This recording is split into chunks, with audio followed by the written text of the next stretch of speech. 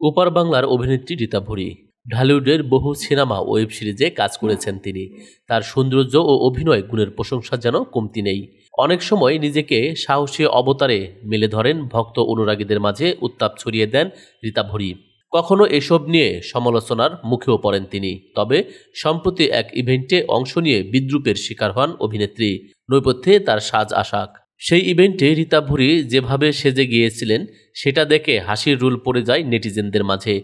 অভিনেত্রীর উদ্ভট সাজ দেখে বিদ্রূপ করেছেন অনেকেই, কিন্তু কিভাবে সেজেছিলেন তিনি? সামাজিক মাধ্যমে ছড়িয়ে পড়া এক ভিডিওতে দেখা যায় সেই ইভেন্টে রীতা ভরি চক্রবর্তীকে ভিন্ন লুকে দেখা যায়। তিনি এদিন পার্পল এবং কালো রঙের একটি অফ শোল্ডার গাউন পরেছিলেন। সঙ্গে এক কাঁধে কালো ফারের একটি অংশ ছিল। মাথায় পরেছিলেন কালো ফুল, হাতে পরেছিলেন কালো গ্লাভস। গলায় একটু নেকলেস দিয়ে সাজ সম্পন্ন করেন অভিনেত্রী। আর তা দেখেই হাসি থামাতে পারেননি নেটিজেনরা। এক ব্যক্তি লেখেন, এটা কি সেজেছে, একেবারেই পাগলি লাগছে। দ্বিতীয় ব্যক্তি লেখেন, শক্তিমানে একটা কালো বিড়াল ভূত ছিল না, সেটার মতো লাগছে। তৃতীয় ব্যক্তি লেখেন, বাংলার উর্ফি জাবেদ। চতুর্থ ব্যক্তি লেখেন, এরকম উদ্ভট সাজেন কেন?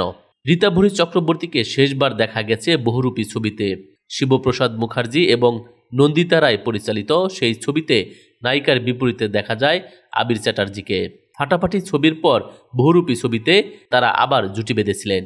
News desk, ITV Bangla.